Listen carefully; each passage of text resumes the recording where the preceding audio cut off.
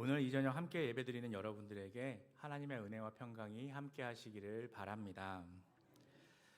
우리는 누구나 죽습니다. 여러분들은 죽음에 대해 생각하는 것을 좋아하십니까? 많은 분들은 그렇지 않으실 것입니다. 다른 이유가 많이 있겠지만 죽음에 대해 이야기하기 가장 싫어하는 근본적인 이유는 두렵기 때문입니다.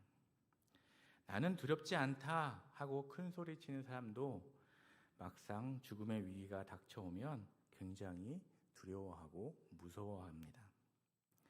아니면 자기는 죽음과 별로 상관이 없는 것처럼 느껴져서 세상에 아무리 많은 사람들이 병과 사고로 죽어도 나와는 상관없는 것 같이 느껴지기 때문에 평소에 죽음 생각을 안 하는 사람들도 있습니다.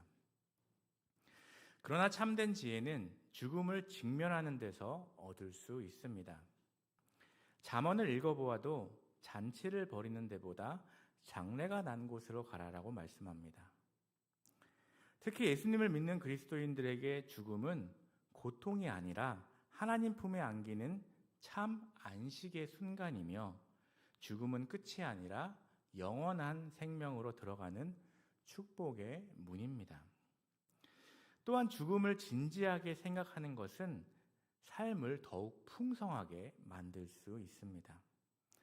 죽음을 생각하며 살면 우리는 쓸데없는데 시간과 에너지를 낭비하지 않고 중요한 일에 집중하며 살 수 있게 됩니다.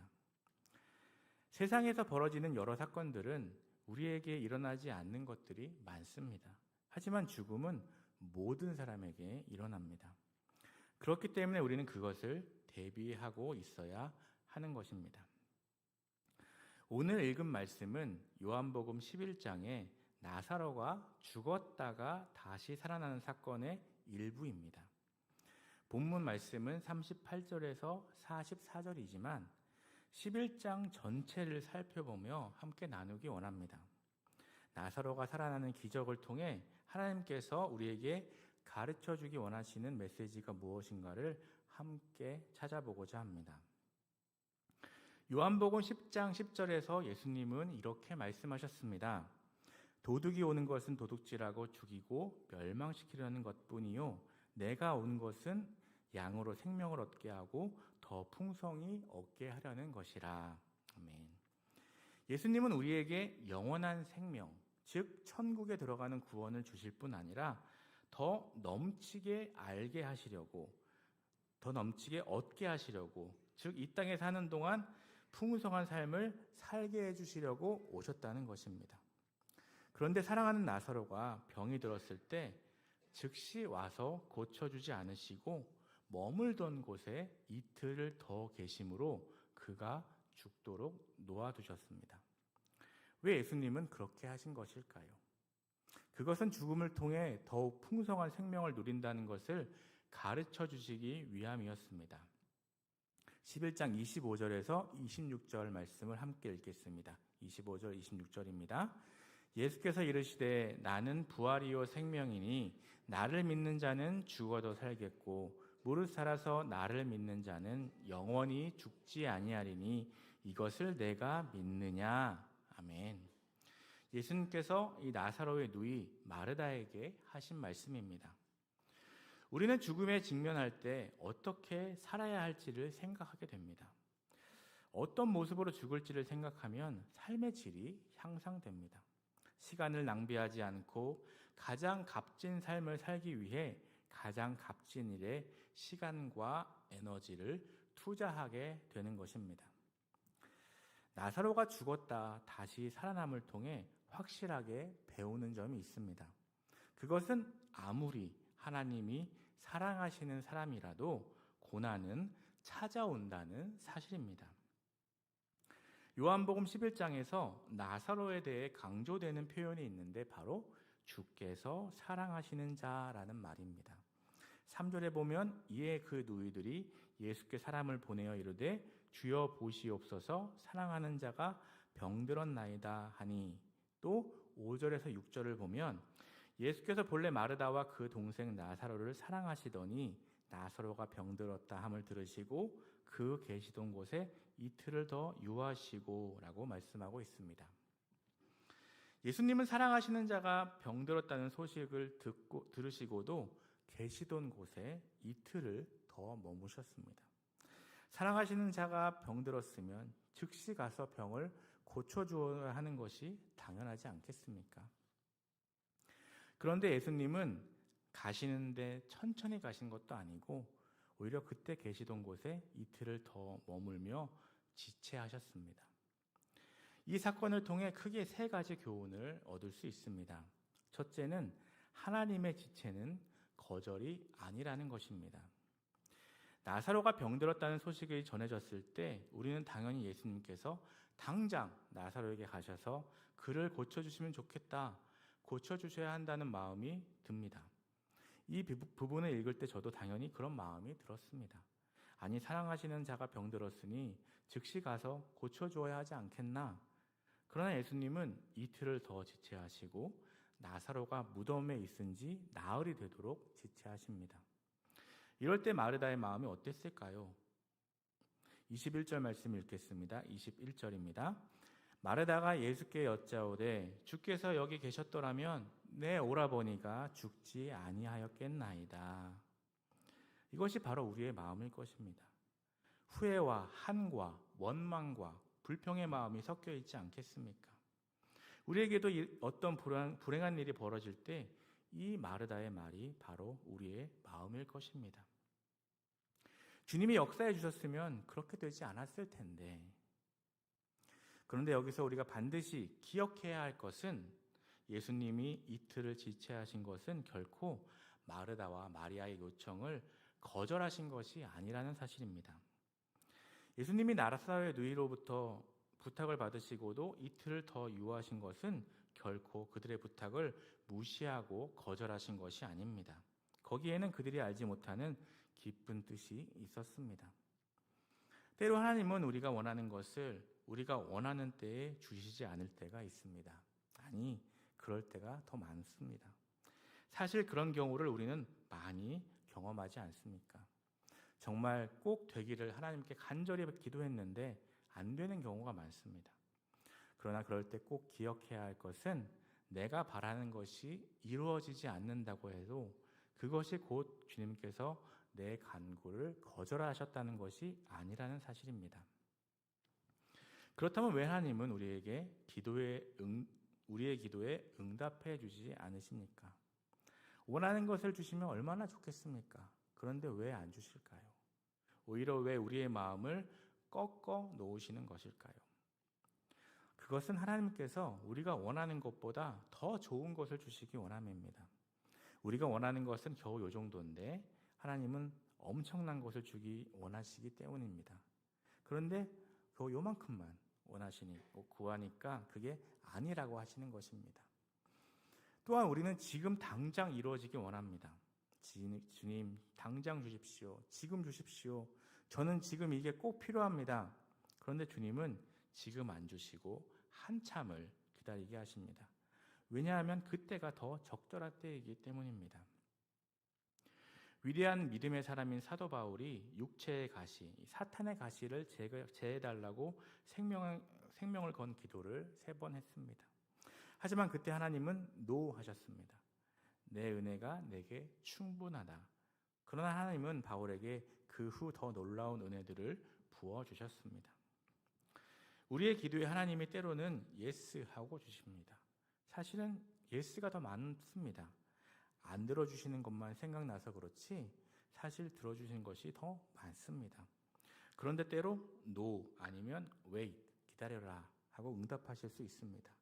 그것은 우리를 매몰차게 거절하시는 것이 아니라 더 큰 은혜를 주시기 위함인 것입니다. 그러므로 우리는 하나님이 지체하시는 것 같을 때 결코 낙심할 필요가 없습니다. 때로 하나님이 거절하시는 것 같아 보여도 실망해서는 안 됩니다. 하나님은 우리가 원하는 것보다 우리에게 무엇이 필요한지 더 정확하게 알고 계십니다. 오히려 우리가 더 모르는 것입니다.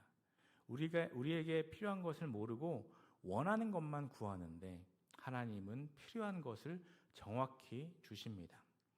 또한 우리는 지금 당장 하고 싶은데 하나님은 우리가 원하는 때보다 우리에게 가장 적합한 때를 아시고 그때 주신다는 것을 우리는 항상 기억해야 합니다. 두 번째 교훈은 하나님은 사랑하시는 자에게 오히려 더디게 응답하실 수도 있다는 것입니다. 하나님의 섭리는 신비의 영역이며 우리 인간의 무슨 공식에 끼워 맞출 수 있는 것이 아닙니다. 하나님의 은혜가 있고 우리가 믿음으로 반응할 때 하나님의 놀라운 역사가 일어난다는 것은 있습니다. 그러나 하나님이 역사하시는 방식은 우리의 어떤 공식으로도 끼워 맞출 수 있는 것이 아닙니다. 하나님은 사랑하시는 자일수록 어떤 일을 더디게 진행하실 때가 있습니다. 아주 오래 기다리게 하십니다. 어떨 때는 정말 피가 마른다는 느낌이 들 정도로 하실 때가 있습니다. 믿음의 조상 아브라함을 보십시오. 하나님은 아브라함을 너무나 사랑하셨습니다. 그럼에도 불구하고 그에게 아들을 약속하시고 나서 아주 오랫동안 기다리게 하셨습니다. 너에게 아들을 주겠다. 그를 통해 엄청난 자손을 주겠다. 하시고는 무려 25년을 기다리게 하셨습니다. 그 후에 정말로 귀한 아들을 주셨습니다. 받는 우리 입장에서 최고의 그것을 그냥 주시면 그 값어치를 제대로 알지 못합니다. 이게 얼마나 귀한 것인지 모르고 그냥 그런가 보다 할 텐데 오래 기다리게 하신 다음에 주시면 이것이 얼마나 귀한 선물인지 깨닫고 하나님께 감사하면서 믿음의 사람으로 성장할 수 있게 되는 것입니다. 그래서 우리 삶의 하나님은 항상 그런 것은 아니지만 많은 경우 속히 행하시지 않고 오래 기다렸다 이루시는 일들이 많이 있습니다. 모든 과정을 거치게 하시면서 기다림을 통해 우리를 더 성숙하게 하시는 것입니다. 하나님의 사명을 감당할 수 있도록 우리 인격의 그릇을 빚어나가시는 것입니다. 준비시키는 것입니다. 하나님의 관심은 우리의 편안함이나 안락함이 아닙니다. 편안하게 살다가 망하면 그게 뭡니까? 그것을 원하시는 것이 아닙니다. 하나님의 관심은 우리의 편안함이나 안락함이 아니라 바로 우리의 성숙함입니다. 우리가 예수님을 닮아가는 것이 하나님의 관심이십니다. 그러므로 상황이 급하고 마음이 조급해질수록 조금 더 침착하게 우리는 믿음을 가지고 여유를 가지며 기다릴 필요가 있는 것입니다. 우리가 기도해도 하나님이 더디 응답하실 때가 있는데 그것은 결코 하나님이 우리를 사랑하시지 않아서가 아님을 기억해야 합니다. 오히려 우리를 너무 사랑하시기 때문에 잘 빚으셔서 그 다음에 아주 귀하게 사용하시기 위함인 것입니다. 아주 소중하고 값어치가 대단한 예술 작품이 그냥 뚝딱하고 나오는 것을 보셨습니까? 장의 손을 거쳐 또는 예술가의 손을 거쳐 아주 오랜 시간 다듬고 또 다듬은 후에 나온 것들이 명품이 되는 것입니다. 그러므로 우리는 기다림의 기간 동안 잘 빚어지도록 준비하면서 그 시간 동안 허송세월하며 인생을 낭비하지 않도록 조심해야 합니다. 하나님께서 사용하신 인물들은 하나도 예외 없이 그러한 기다림과 인내의 세월을 보냈고 그들은 그 시간을 결코 낭비하지 않았습니다.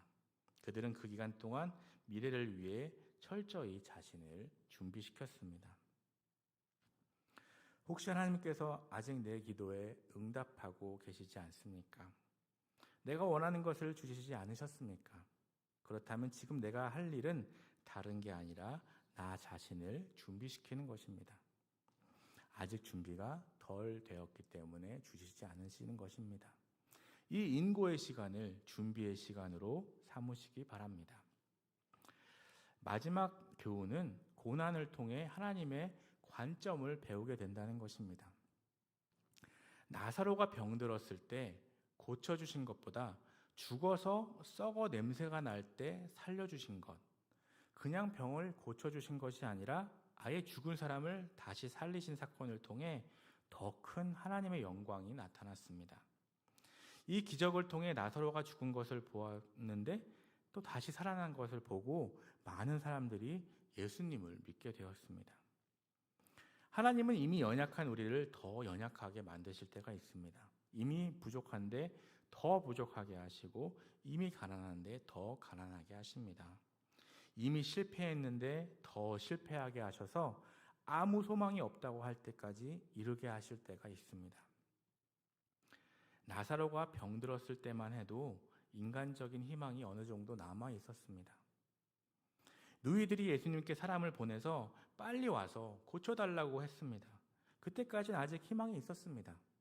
그런데 예수님은 그 희망이 다 사라지게 그냥 놓아두셨습니다. 나사로가 죽기를 기다리셨습니다. 아니, 아예 죽은 지 나흘이 되어서 시체가 썩는 냄새가 날 때까지 기다리셨습니다. 이제 모든 희망은 사라졌습니다. 더 이상 기대할 것이 아무것도 없습니다. 그런데 주님은 바로 그때부터 역사하기 시작하셨습니다. 인간적인 희망이 다 끝나버린 바로 그 자리에서 하나님의 역사가 시작된 것입니다. 이것이 하나님께서 일하시는 방법입니다. 아무 희망이 안 보일 때 우리가 할 일은 그냥 좌절하고 낙심하고 불평하고 원망하는 것이 아니라 오직 믿음으로 하나님을 바라보는 것입니다. 하나님을 더 붙드는 것입니다. 하나님의 능력을 의지하며 신뢰하며 살아가는 것입니다. 하나님을 사랑하시는 자에게도 고난이 오지만 믿을 때 보게 되는 영광이 있습니다. 오늘 본문에서 예수님은 아주 끝났다고 생각되는 죽음의 순간에도, 이제는 다 틀렸다고 생각되는 절망의 순간에도 믿고 또 믿으라고 말씀하십니다. 그러나 인간의 믿음에는 한계가 있지 않습니까? 어떻게 우리가 믿고 또 믿고, 안 믿어지는데 어떻게 믿겠습니까? 죽었는데 뭘 어떻게 믿으라는 말입니까? 지금 나사로는 이미 죽은 지 나흘이나 되어서 냄새까지 나는 상황입니다. 오늘 말씀 38절, 39절을 읽겠습니다. 38절, 39절입니다.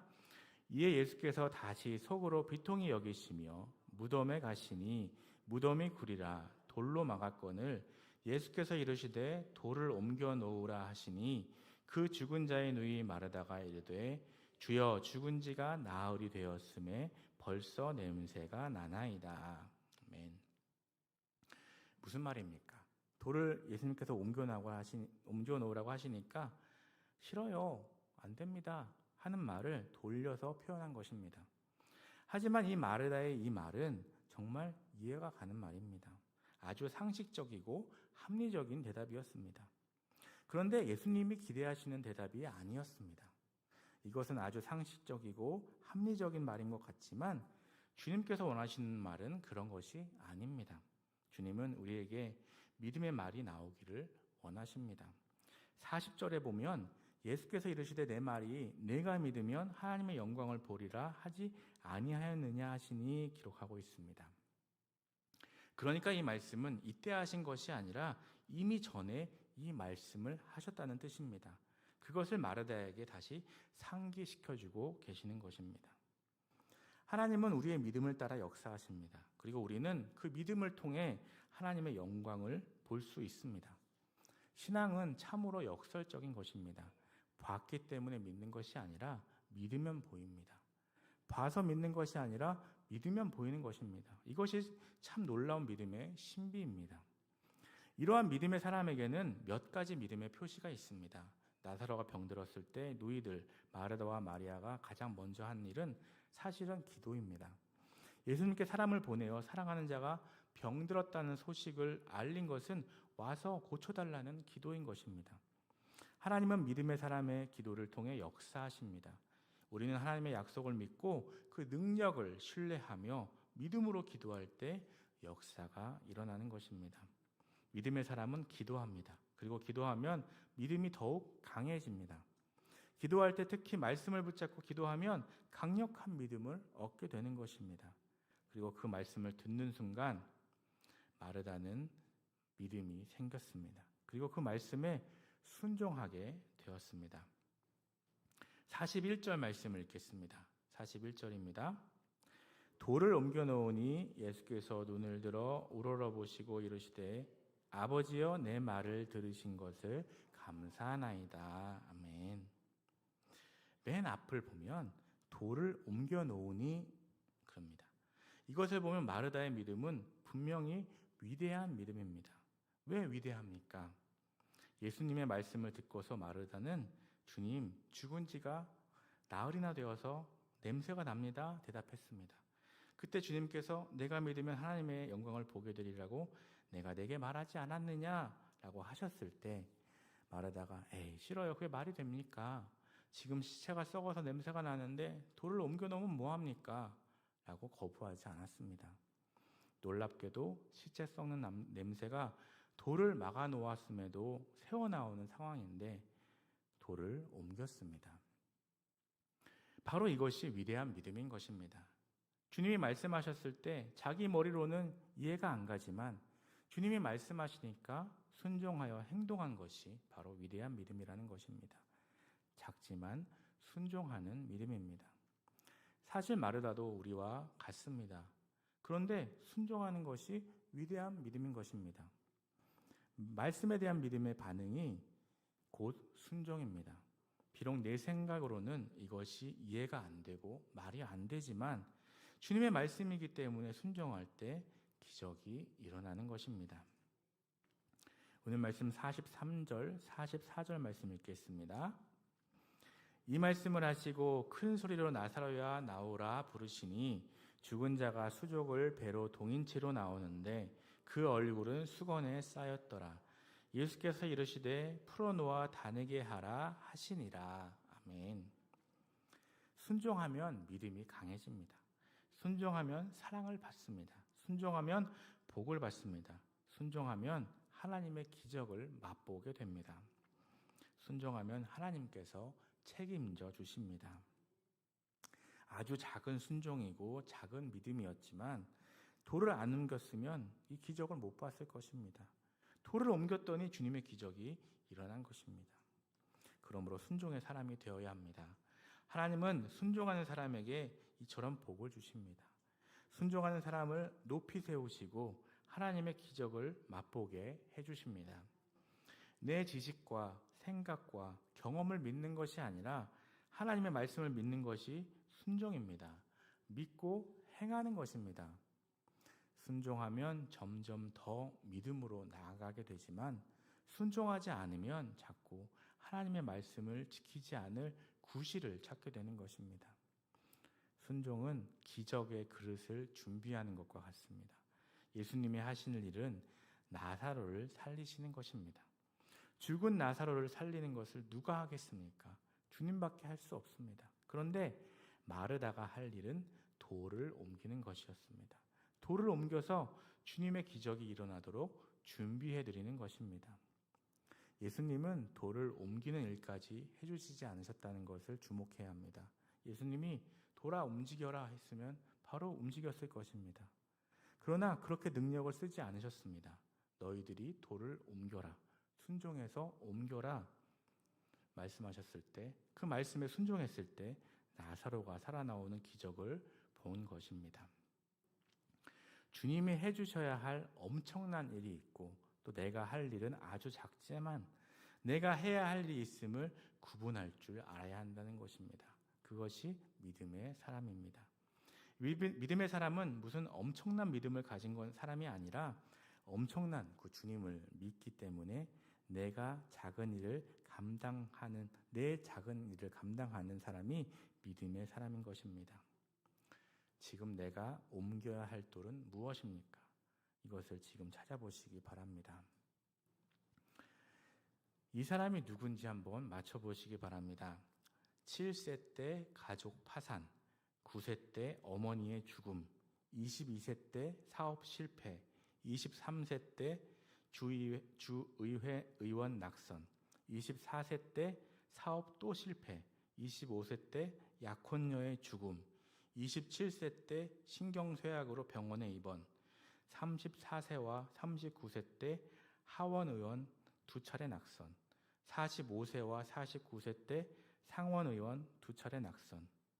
이렇게 실패할 때마다 그는 절망의 유혹이 다가왔고 두려움이 엄습했습니다. 그러나 그는 굴하지 않았습니다. 마침내 그 실패와 두려움을 극복하고 51세 때 미국의 대통령이 되었습니다. 이 사람이 누구일까요? 네, 바로 모든 사람이 존경하는 아브라함 링컨입니다. 그런데 그만큼 실패를 많이 경험했던 사람도 많지 않을 것입니다. 그는 대통령이 되기 전까지 무수한 실패를 거듭했습니다. 그러다 결국 대통령으로 선출되었고 남북전쟁의 승리를 이끌고 노예 해방을 이루는 위대한 사람이 되었습니다. 우리에게도 엄청난 어려움이 올 때가 많이 있습니다. 그런데 하나님의 사랑이 때로는 빨리 안 해주시고 지체하시는 사랑임을 기억해야 합니다. 그것을 받아들일 수 있기를 바랍니다. 그리고 조금만 더 인내하시기 바랍니다. 조금만 더 믿으시기 바랍니다. 하나님은 아주 정확한 때에 아주 정확한 방법으로 분명히 기적을 베풀어 주실 것입니다. 하나님께서 오래 지체하실수록 우리 삶에 하나님의 영광은 더욱 크게 빛나게 됩니다. 그리고 그렇게 될 때 하나님께 영광 돌리는 것을 잊지 마시기 바랍니다. 지금의 어떤 고난과 역경에도 낙심하지 않고 하나님만 신뢰하며 나아가 놀라운 하나님의 영광을 맛보는 저와 여러분 되시기를 간절히 소망합니다. 기도하시겠습니다.